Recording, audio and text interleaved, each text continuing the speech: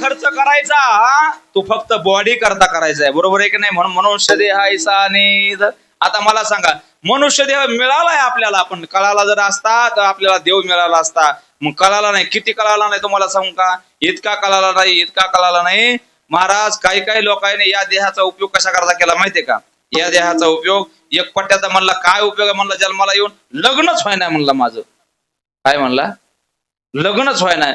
त्याला सांगितलं अरे मुलगी बघायला जायचं ना. मग काय मुलगी बघायला जाता म्हणला?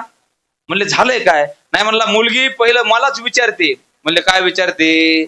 मग त्यानं किस्सा सांगितलं एक. काय नाही म्हणला, मी एकदा मुलगी बघायला गेलो. कुठे गेलो? मुलगी पाहायला गेलो. आता बघा काळ बदललाय बरं का. पूर्वीच्या काळामध्ये मुलगा मुलीला पाहण्याकरता जात होता, बरोबर आहे ना? आतापर्यंत कसं आहे, कसं आहे तुमच्या इकडं? मुलगा मुलीला पाहायला जातो, बरोबर आहे की नाही? महाराज आता काळ बदललाय बरं का. मुलांनी ध्यानात ठेवा, लय आगाऊपणा करू नका. आता काळ बदललाय का? कारण आता सध्या असं आहे महाराज, 10वीची टक्केवारी जर पाहिली तर 10वीच्या टक्केवारीमध्ये पोराला 35% पडतात. किती? बोर्डाच्या पेपरला. आणि पोरीला 95% पडतात, बरोबर आहे की नाही? म्हणून इथून पुढे काळ बदललाय महाराज. आता इथून पुढे पोरगा पोरीला पाहायला जाणार नाही, मग पोरगी पोराला पाहायला येणार आहे. आणि ती अशी येणार नाही, हो ती पोरगी असणारी पोराच्या बापाला फोन करून सांगणार आहे, मामा मी तुमच्या मुलाला पाहायला येते, मला जेवायला करू नका. कारण तिला माहितीये माझ्या माईची किती फजिती करते ती, आहे की नाही? पोरग जर पाहायला आलं तर किती फजिती असते महाराज त्या आईची. ती सांगणार मामा मला जेवायला करू नका, मी फक्त चहा पाणी करेल वापस येईल. महाराज आताची पोरगी स्कॉर्पिओ मध्ये बसणार, वजनात त्या पोराच्या घरी जाणार. जरा डोळ्यासमोर चित्र आणा ना, जरा बदल, आहे की नाही? स्कॉर्पिओ मध्ये पोरगी बसणार, तिथं वजनात त्या घराच्या समोर गाडी लावणार, खाली उतरणार. तेवढ्यामध्ये या घरामधली लगबग चालू असणार. कोणत्या? पोराच्या घरची. पोराची माय सांगणार बाळ्या पोरगी यायली, जरा नीट राह, है की नाही? हो पोरगी तुला पाहायला जरा नीट राह. मग बाळ्याची माय बाळ्याला सांगणार बाळू अरे पोरगी पाहायला येते, एका हातामध्ये काय घे. नाही का लक्षात आलं? पाण्याचा. हा तुम्हाला बरं माहिती झालं का काय? बघा ज्याचं झालं नाही त्याला सुद्धा अभ्यास आहे की नाही? म्हणून महाराजांना लय सांगितलं वाजनात, ऐका बाळू अरे एका हातामध्ये पाण्याचा तांब्या घे, दुसऱ्या हातामध्ये पंचपाळ, बरोबर आहे की नाही? आणि मग ती बाळ्याची आई त्याला सांगणार बाळू पोरगी येऊन बसली बैठकीमध्ये, एक काम कर जरा नाजूक चल बर का, नाही तर तू राहणार डोंगर चढल्यासारखा धडाधडा जाऊन बसशील, ती पोरगी सरळ उठून जाईल, तुझं लग्न व्हायचं नाही. बाळू लग्ना करता तरी नाजूक चल. मग बाळू असणारा नाजूक पावलं टाकत टाकत टाकत टाकत कुठं जाणार? कुठं जाणार? त्या पाटापाशी जाणार. लगेच पोरीकडे कशाला हो, थांबा ना, स्टेप बाय स्टेप घ्या ना. मला वाटतं झालं नाही का? झालंय, चालय ना? ऐका ऐका. आणि मग त्या पाटापाशी गेल्याच्या नंतर बाळूच्या ध्यानामध्ये येणार. आईनं सांगितलंय पाटावर कोणता पाय ठेवायचा? कोणता ठेवायचा? हा सगळ्याला पाठ आहे महाराज. बाळूच्या ध्यानामध्ये येणार, उजवा पाय ठेवायचा. जर डावा पाय ठेवला तर लग्न होण्याची शक्यता होतंय का? लग्न आता होतंय, आहे की नाही? मग महाराज तो बाळू असणारा वजनात उजवा पाय ठेवणार, मग डावा पाय ठेवणार आणि हळूच खाली बसणार, मांडी घालून नाही, असंच बसणार.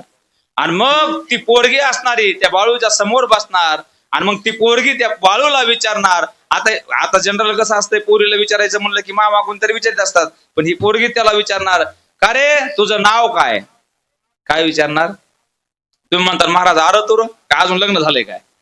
व्हायचंय, आहे का नाही? ती विचारणार का रे तुझं नाव काय? मग हा वजनात सांगणार माझं नाव चिमाजी गोमाजी कापसे. तुमच्या गावात आहे का कोणाचं? जे इथं नसतंय तेच आमच्याकडे असते, आहे का नाही? तो सांगणार माझं नाव चिमाजी गोमाजी कापसे. मुलगी त्याला विचारणार का रे तुझं शिक्षण काय झालं? तो सांगणार 10वी पास. मग मुलगी त्याला विचारणार का रे 10वीला तुला किती टक्के पडले? तो वजनात सांगणार मला 10वीला 35% पडले. किती? 35%. महाराज पोरगा जर पाहायला आला तर घरी गेले पोरीच्या बापाला फोन लावतात, आम्हाला पोरगी पास आहे नापास आहे, बरोबर आहे की नाही? पण ही पोरगी ग्रॅज्युएट झालेली असते, आहे की नाही? पदावर आलेली असते, नोकरी लागलेली असते. ही पोरगी त्या बाळूला तिथंच सांगणार अरे तुला जर 10वीला 35% पडले असतील तर मला तू जरी 10वीला पास झाला असला तरी माझ्या करता तू नापास आहे, मी तुला पास करणार. कसं बरं वाटतंय पोरीला. त्या म्हणते ना असंच व्हायला पाहिजे. विठाला विठाला विठाला विठाला विठाला विठाला विठाला विठाला विठाला विठाला. म्हणून ध्यानात ठेवा, असा आपल्याला नरदेह मिळालाय, पण महाराज म्हणतात या नरदेहाचा उपयोग जर चांगला नाही केला तर दगड जन्माला आला काय, आपण जन्माला आलो काय, काही उपयोग नाही. विठाला विठाला विठाला विठाला विठाला विठाला विठाला. ऐका, धावत्या वेगामध्ये 2 चरणाचा आपण अर्थ पाहिलाय. एकदा मधलं भजन घेऊ आणि राहिलेल्या वेळेमध्ये आपल्या सेवेला विराम देऊ. विठोबा रखुमाई, जय विठोबा रखुमाई, जय विठोबा रखुमाई, विठोबा रखुमाई, विठोबा रखुमाई, विठोबा रखुमाई. ऐका, महाराज म्हणले तुम्हाला मनुष्य देह मिळाला आहे, पण त्याची किंमत कळालेली नाही. आपला एवढा विषय चाललाय, ऐका जरा लक्ष देऊन. मग ज्याला ज्याला मिळाला आहे त्याच्यामध्ये 3 प्रकार पडतात. महाराज किती प्रकार पडतात? या शरीराचे उपयोग करणारे 3 लोक आहेत. एकाचं नाव आहे कनिष्ठ, एकाचं नाव आहे मध्यम आणि एकाचं नाव आहे उत्तम. उत्तम कोणाला म्हणतात? तर आम्ही ज्यावेळेस आळंदीला शिकाय होतो की नाही, त्यावेळेस आळंदीला शिकत असताना काही बुद्धीचे प्रकार सांगितले जायचे. काही कर्पूर बुद्धीचे असायचे, काही शेण बुद्धीचे असायचे, है की नाही, असे वेगवेगळे बुद्धीचे प्रकार सांगायचे. तसं एक कनिष्ठ आहे, एक मध्यम आहे आणि एक उत्तम आहे. शरीर सगळ्यांना मिळालंय, या 3 जणांना शरीर मिळालंय, पण फायदा कोणी केला हे लक्ष देऊन ऐका. कोणी फायदा केला? आता एक गोष्ट तुम्हाला सांगतो. कनिष्ठ कोणाला म्हणतात, मध्यम कोणाला म्हणतात आणि उत्तम कोणाला म्हणतात? कनिष्ठ त्याला म्हणायचं नरदेह मिळून सुद्धा ज्यानं काही उपयोग केला नाही तो कनिष्ठ. नरदेह मिळालाय पण तेवढा उपयोग करून घेतला नाही तो मध्यम. आणि नरदेह मिळालाय आणि तो संत पदाला पोहोचला तो उत्तम आहे. तो कसा आहे नाही हे कळालं तर एक उदाहरण सांगतो तुम्हाला. काय झालं पहा, एका माणसाला, श्रीमंत माणसाला गरीब लोकांवर दया आली आणि त्यानं काय केलं, हे 3 जण गोळा केले. एक कनिष्ठाला बोलवलं, मध्यमला बोलवलं, उत्तमला बोलवलं आणि त्या 3घालाही सांगितलं, हे बघा मी तुमच्या 3घाला 5-5 कोटी रुपये देतो. किती? झोपले का काय? किती कोटी? 5-5 कोटी देतो. महाराज जो कनिष्ठ होता त्याला 5 कोटी दिले, जो मध्यम होता त्याला 5 कोटी दिले आणि जो उत्तम होता त्याला सुद्धा किती दिले? 5 कोटी दिले. आता मला सांगा, 5 कोटी दिल्यानंतर या 5 कोटीचा काय उपयोग करावा हे जनतेनं ठरवायचं, सांगायची गरज नाही. मग जो सगळ्यात खालच्या थरचा होता, खालच्या विचाराचा होता, त्यानं काय केलं, 5 कोटी घेतल्याबरोबर पहिले त्यांनी एक गाडी काढली शोरूम मधून. गाडी गावात आल्याच्या नंतर गाडीची पूजा झाली आणि गाडीची पूजा झाल्यानंतर 10-15 मित्र जवळ आले. म्हणले का रे? हो म्हणले, शामराव एवढी गाडी तुला मिळाली? म्हणला मग चला म्हणले आपण या गाडीचं उद्घाटन करू, कुठंतरी जेवायला जाऊ. आणि नीट जेवायला गेले. कुठं? पण म्हणलं मंडपात. गाडी घेतली मंडपात नाही, नीट धाब्यावर. बरोबर आहे की नाही?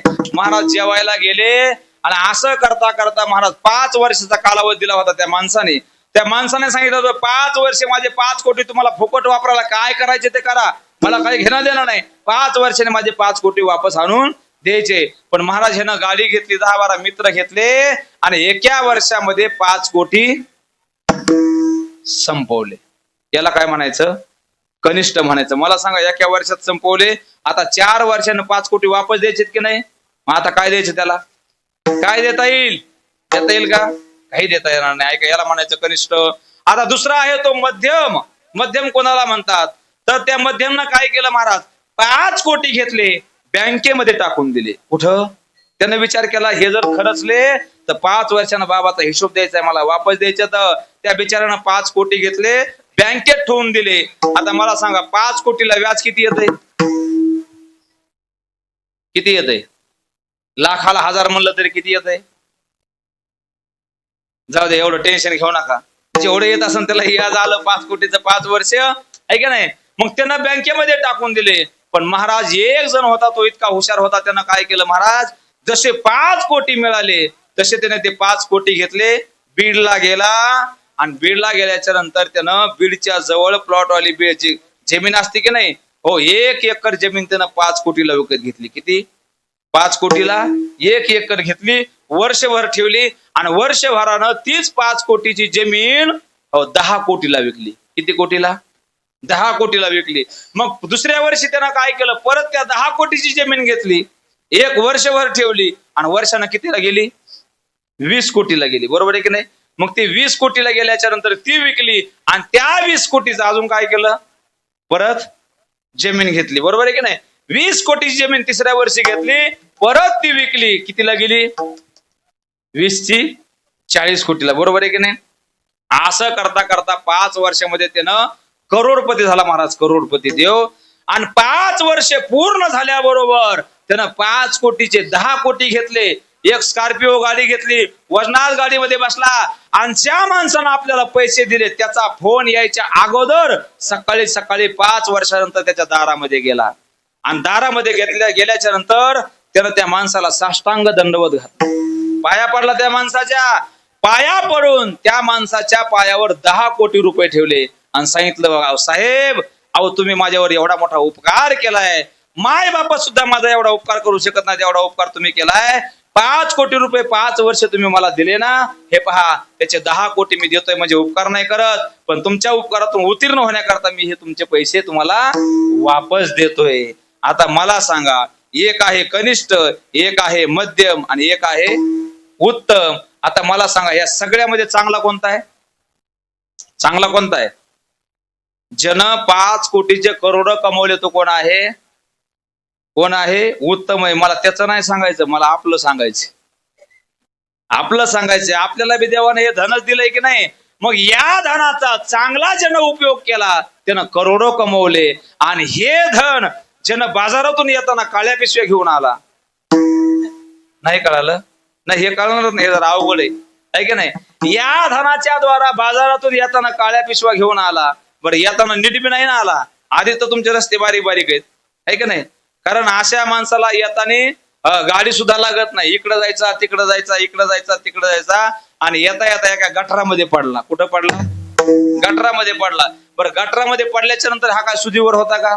रात्रीचे 9-10 वाजलेले, गटारामध्ये पडला आणि तेवढ्यामध्ये एक डुक्कर आला तिथं फिरत फिरत त्या नालीमध्ये, आहे की नाही? आणि डुक्कर आल्याबरोबर येणं महाराज हळूच असा हात फिरवला तर डुकराची शेपटी आली हातामध्ये आणि मग ते म्हणतोय, पप्प्याची माय तुझी येणीलच बारीक झाली. कुठं? नालीमध्ये, नालीमध्ये. याला म्हणायचं कनिष्ठ. विठाला विठाला, विठाला विठाला विठाला विठाला विठाला. पण महाराज म्हणले, बाबा मनुष्य देहरूपी धन मिळालंय, तू त्या चांगला उपयोग करतोस. जर तो ठरवला ना देव होईल म्हणती ते होती, तरी का चित्ती न धरावी. अरे देव जरी व्हायचं म्हटलं तरी तुला देव येतोय, होता येतं. नरदेह निधान लागले आधी,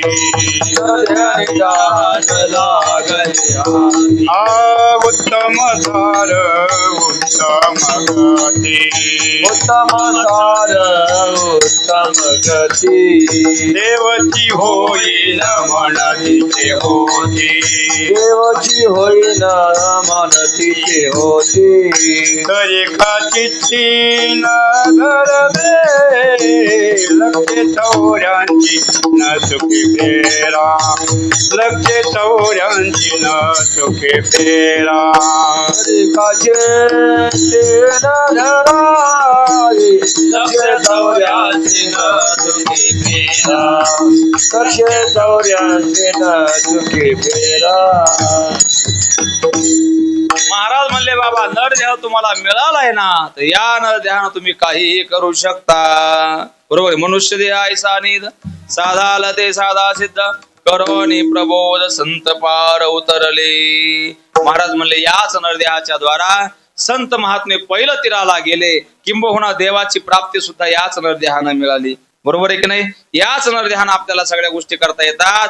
पाप जरी करायचं म्हटलं तर याच देहानं करता येतं, आणि पुण्य जरी करायचं म्हटलं तरी याच देहानं करता येतं. मला सांगा, पाप करण्याची गरज नाही, पाप माणसाकडून होत राहतं आणि पुण्य मात्र करावं लागतं. आता आपण सगळेजण शेतकरी की नाही, मला सांगा, शेतामध्ये तण पेरावं लागतं का काढावं लागतं? अजून परत सांगू का? शेतामध्ये तण पेरावं लागतं का काढावं लागतं? काढावं लागतं. बरोबर आहे. मग ज्या अर्थी काढावं लागतं त्या अर्थी ते काय उगवलंय, बरोबर आहे की नाही? मग ज्या अर्थी उगवलंय त्या अर्थी कोणतरी पेरलंय, बरोबर आहे की नाही? कुणी पेरलंय? मग कोण कोणतं पेरतं इथं? पेरलंय का कोणी? पेरलंय का? नाही पेरलं तरी जे उगवतं त्याला काय म्हणतात? तण. आणि पेरलं तरी उगवत नाही त्याला काय म्हणायचं? बरोबर आहे की नाही? म्हणजे धान पेरावं लागतं आणि तण न पेरता उगवतं. तसंच आहे महाराज, पुण्य करावं लागतं आणि पाप न करता होत असतं. विठाला विठाला विठाला विठाला विठाला विठाला विठाला विठाला विठाला विठाला विठाला. आणि म्हणून या नरदेहाच्या द्वारा, या नरदेहाचा आपल्याला उपयोग करता आला पाहिजे, म्हणून तर सप्ताह करायचा आहे, बरोबर आहे की नाही? इथं मला वाटतं ज्ञानेश्वरी पारायण आहे ना? पारायणाला किती जण बसलेत? किती? अरे देवा देवा देवा देवा देवा. आता तुम्हाला तरी काय म्हणावं, आहे की नाही? शेतामधले काम आहेत, सगळे शेताच्या जवळच राहत आहेत, बरोबर आहे की नाही? पण खऱ्या अर्थानं कामाचे दिवस आहेत, तरी पावसानं काय दिली? सुट्टी दिली ना महाराज, आहे की नाही? ऐका, पावसाने यायला पाहिजे. ज्ञानेश्वरी पारायणाला ते म्हणतात 3 बसले, हा बरोबर आहे. पण खऱ्या अर्थानं पाहिलं तर ज्ञानेश्वरी पारायणाला जास्त बसले पाहिजे, कारण या सप्ताहाचा प्राण म्हणजे ज्ञानेश्वरी पारायण आहे, बरोबर आहे की नाही? आणि एखाद्याला वाटत असेल काय पारायणाला बसायचे, 2-2, 4-4 तास बसायचे. ऐका ऐका, संसारातल्या माणसाकडून परमार्थ होत नाही, त्याला करावा लागत असतो. संसार होत असतो आणि परमार्थ करावा लागत असतो. मला सांगा, कोरोनाच्या काळामध्ये मी कशा काळात संसार होत असतो, कोरोनाच्या काळामध्ये बाप नसला तरी सुद्धा पोरीचं लग्न, माय नव्हती तरी सुद्धा पोरीचं लग्न झालं की नाही? अहो काही काही ना तर रातच्या 3 वाजताच लग्न केले, म्हणले माय बाप म्हणले पुण्याला, आणि पोरीचं लग्न फुकेवाडीमध्ये झालं की नाही? म्हणजे संसार होत असतो, परमार्थ मात्र करावा लागत असतो. म्हणून सप्ताहामधलं ज्ञानेश्वरी पारायण म्हणजे आपल्या जीवनामधलं अनुष्ठान आहे. अनुष्ठान काय आहे? अनुष्ठान आहे. म्हणून वर्षातून एक तरी ज्ञानेश्वरीचं पारायण केलं पाहिजे. विठाला विठाला हा विठाला विठाला विठाला विठाला. आणि आता ऐका, आपल्या सप्ताहाचं सगळ्यात मोठं जर फळ कोणतं असेल, मी तुम्हाला मग बोलता बोलता सांगून गेलो, एवढं 5 मिनिटात सांगणार आणि माझी सेवा समाप्त करणार आहे. ऐका, आपण कीर्तन कमी ऐकलं तरी चालेल, आपण भजन कमी केलं तरी चालेल, आहे का नाही? आपण ज्ञानेश्वरी कमी वाचली तरी चालेल, पण आपल्या जीवनामध्ये आपण कसं वागावं हे आपल्याला कळलं पाहिजे. आता ऐका, बऱ्याच वेळेस छत्रपती शिवाजी महाराजांची जयंती आपण साजरी करतो की नाही? तुमच्या गावामध्ये होते की नाही? छत्रपती शिवाजी महाराजांची जयंती आपण साजरी करतो. पूर्ण महाराष्ट्रामध्ये छत्रपती शिवाजी महाराजांबद्दल सगळ्याला आदर आहे, सगळ्याला प्रेम आहे, सगळ्यांना श्रद्धा आहे, आणि छत्रपती शिवाजी महाराजांची जयंती पूर्ण महाराष्ट्रभर साजरी केली जाते, बरोबर आहे की नाही? पण जरा लक्ष देऊन ऐका, छत्रपती शिवाजी महाराज जर कळून घ्यायचे असतील, छत्रपती शिवाजी महाराज कोण होते हे जर कळायचं असेल, आणि छत्रपती शिवाजी महाराजांची जयंती जर साजरी करायची असेल, तर ती कशी साजरी केली पाहिजे हे आज माझ्या तरुणांना कळणं गरजेची गोष्ट आहे. कारण आज आपण छत्रपती शिवाजी महाराजांची जयंती साजरी करतोय का त्यांचा अपमान करतोय हेच आम्हाला कळायला गेले. मी जरा जबाबदारीने बोलतोय. तुम्ही म्हणताल महाराज असं कसं काय म्हणताय? कारण आज जर गावोगावी शिवाजी महाराजांची जयंतीचा विचार केला तर जयंतीच्या दिवशी 35, 40, 50, 60 हजाराचा डीजे लावला जातो, आणि त्या डीजेच्या पुढे 500, 600, 700 पोरं, तरुण पोरं येतात, आणि नुसते येत नाहीत, घेऊन येतात. काय घेऊन येतात, बरोबर आहे की नाही? कळलं असेल तुम्हाला. आणि घेऊन आल्याच्या नंतर रात्रभर शिवाजी महाराजांच्या नावानं ओरडतात आणि रात्रभर त्या डीजेच्या पुढे नाचतात. खरं सांगा, ही शिवाजी महाराजांची जयंती का अपमान आहे? जर दारू पिऊन आपण नाचून जर शिवाजी महाराजांची जयंती साजरी करत असू तर आपण जयंती साजरी करत नाही, महाराजांचा अपमान करतोय, आणि आपलेच माणसं करतात, ध्यानात ठेवा. म्हणून माझ्या तरुणांना एक छोट्याशा या संदेश आहे, ज्यांना असं वाटतं शिवाजी महाराजांची जयंती साजरी करायची, त्यांनी एवढे 4-5 वाक्य माझ्या कीर्तनामधले घेऊन जा. काय वाक्य आहेत? ज्या तरुणाला छत्रपती शिवाजी महाराजांविषयी प्रेम आहे, ज्याला छत्रपती शिवाजी महाराज माझे दैवत आहेत असं वाटतंय ना, त्या प्रत्येक तरुणानं शिवाजी महाराजांची जयंती साजरी करायची. पण कशी करायची? नीट लक्ष देऊन ऐका. ज्या दिवशी जयंती आहे त्या दिवशी महाराजांच्या प्रतिमेची मिरवणूक तर काढाच, पण मिरवणूक काढली आपल्या चौकामध्ये या, 50, 100, 200, 300, 400, 500 जेवढे तरुण एकत्र येतील तेवढे एकत्र या आणि शिवाजी महाराजांच्या फोटोच्या समोर उभा राहा आणि तिथं उभा राहून एक संकल्प करा. महाराज, आतापर्यंत आम्ही तुमची जयंती साजरी केली पण आम्हाला कळलं नाही. आज 500 तरुण आमच्या गावातले एकत्र आहेत महाराज. आज आम्ही 500 तरुण संकल्प करतोय महाराज, आजपासून मरेपर्यंत आम्ही कोणतंही व्यसन करणार नाही. मी म्हणतो खऱ्या अर्थाने असा संकल्प शपथ जर घेतली 500 पोर आहे ना तर खऱ्या अर्थानं शिवाजी महाराजांची जयंती साजरी झाली.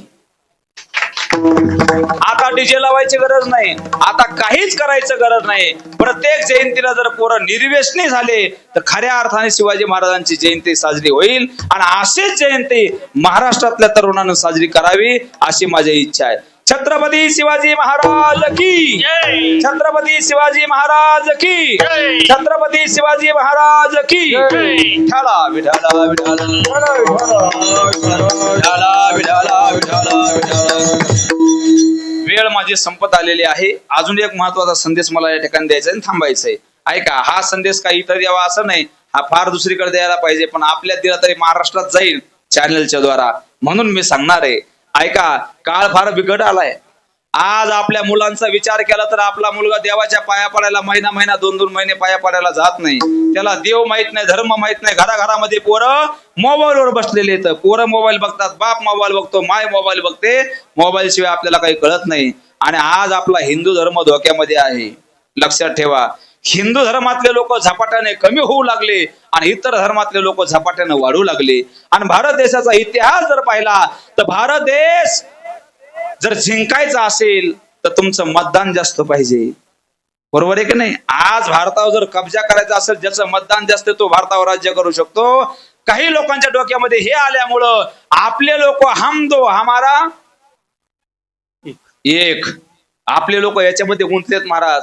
पण काही लोक एकच काम करतायत, हम दो हमारे 50, हम दो हमारे 50. काळ लांब नाही महाराज, भयान परिस्थिती आलेली. आणि अशा भयान परिस्थितीमध्ये जर आपल्याला नीट राहायचं असेल, भारत देश जगवायचा असेल तर आपण सुद्धा हे काम केले पाहिजे. काय काम केलं पाहिजे? आज माझ्या हिंदू धर्मातल्या पोराला हिंदू धर्माचं शिक्षणच मिळत नाही महाराज. मिळतंय का शिक्षण?